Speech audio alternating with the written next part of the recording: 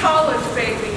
That's a direct quote from my high school teacher who told me that college would be the best 4 years of my life. He told me to get out of San Francisco.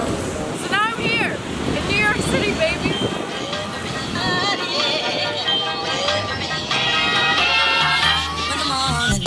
I graduated from the new school in December of 2018 with 2 degrees in theater and in culture and media. I am the first one in my family to graduate college, and I did it a semester early. So when it came down to finalize which college I would attend, it was between UC Davis in California and Eugene Lang College of Liberal Arts in New York City. Davis would have been the easier, safer option. I could have gone back home to San Francisco every weekend for a home-cooked meal, but I followed my gut and I packed my bags and hopped on that plane to JFK.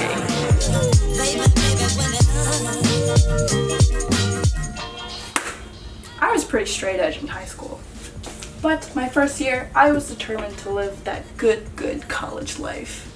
Oh ho ho, but little did I know. Freshman 15? I ate so many Oreos, smoked the devil's lettuce for the first time, and drank my first sips of the body of Christ in our tiny, mom-free living quarters. Guess how much I paid to share one bedroom with 2 other people in the East Village? Too much! But we did have a great view of the Empire State Building. So I realized quickly that my college and the city and these changing times would not be the college experience that I had envisioned and stereotyped. There were no frat parties, there were no cheerleaders and football players. I was not in an a cappella group. I remember being so baffled at orientation when I was asked what my preferred gender pronouns were.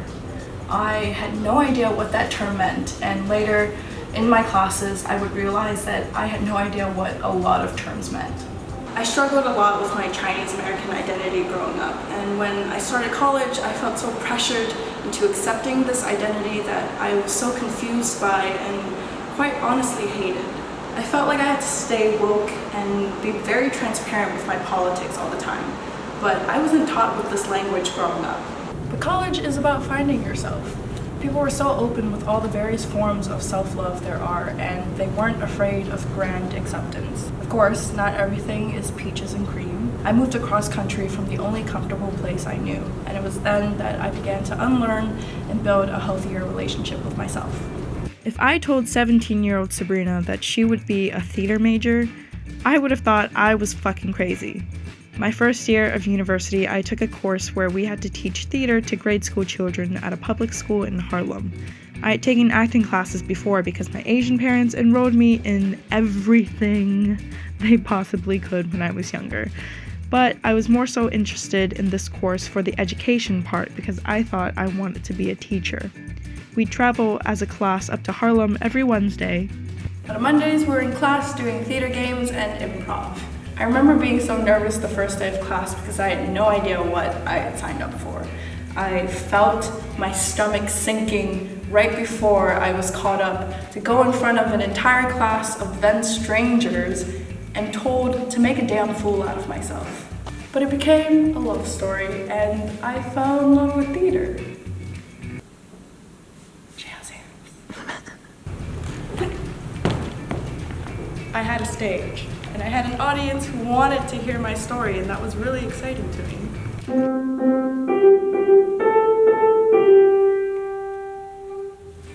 This is the studio/rehearsal space where I spent most of my time at university. I felt most myself here, and I was given complete creative freedom. Some of the most intimate and most vulnerable moments I've had would be shared here. Months of rehearsals, months of training, and a lifetime of lessons.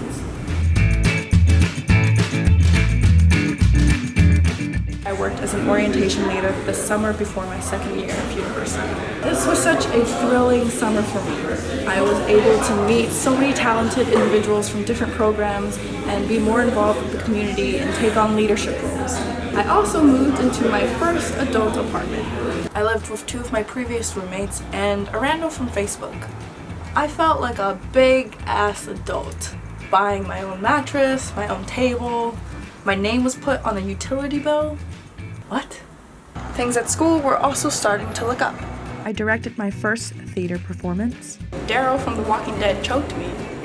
I made a radio documentary about therapy cats. I was accepted into a social justice-based scholarship that helped offset a good chunk of tuition and also helped to connect me to great thinkers and opportunities. I felt like I was finally settling into college, and I had a new family every Friday morning thanks to this scholarship program. And it was thanks to this family that I was able to process the events that happened in 2016. Donald Trump is the President of the United States. What started off as unlikely, impossible, is now reality. Flora and fauna to save the air. This is ground zero of the struggle for social justice. Malika and I took a bus down to Washington, D.C. for the Women's March, and I felt like everything I had learned to value in this liberal arts college was starting to unravel. And I also realized I was living in a bubble, and I needed to get out. So I said, fuck America, and I went to Berlin.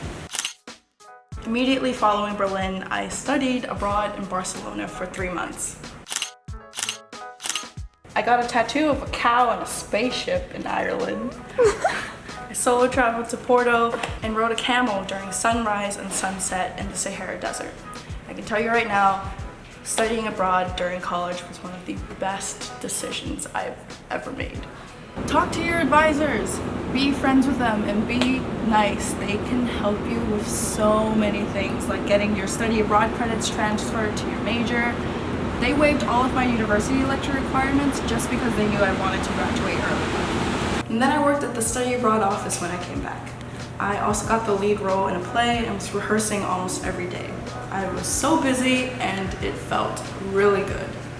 We had a lot of parties for the month of February for some reason, so I guess you could say I had a lot of guests over.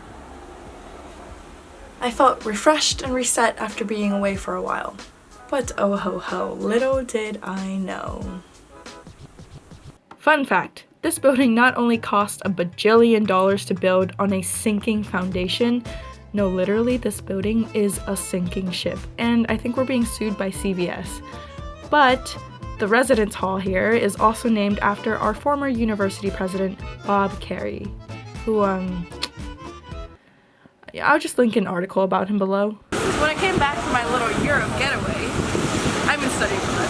The tension between students and administration really built up. Let me explain it. A safer students of color space was fought for and secured. We also occupied the cafeteria for 2 weeks. During this time, we also went on strike for student workers and their contract rights. Was this the college experience that I was expecting? Nope. But every experience is a learning experience, and I didn't feel compelled anymore to have to care about these issues. I cared, and I became louder about it. The summer before my last semester at Purdue School, I spent 2 months studying abroad in Havana, Cuba, where I was studying Hello, darkness, my old friend. the dwindling Chinese presence on the island.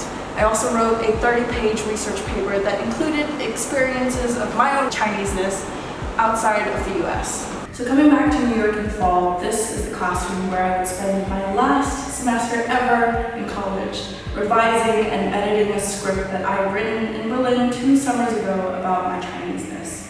I used the language I learned in college and the lived experiences of my body to create Cherries in the Fall. And I performed my story at the Mama Theater on December 4th, 2018. And then I graduated! But was this all worth it? I had a conversation with a friend who was contemplating dropping out of college her last year. And I thought to myself, was there any point in my college experience where I wanted to drop out myself and, I don't know, fuck off to Europe or something? I mean, of course I have.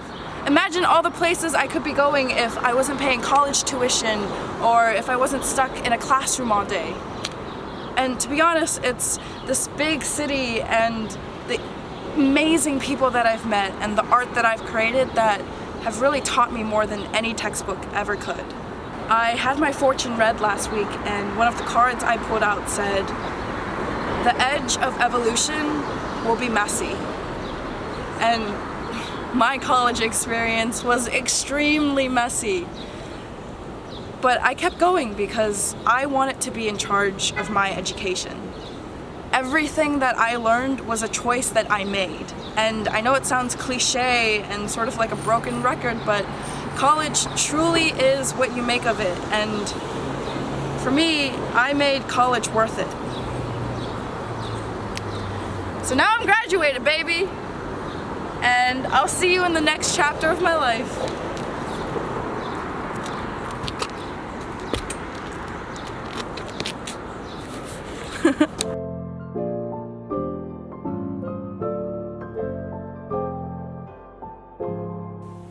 Let's go into the prop closet, baby.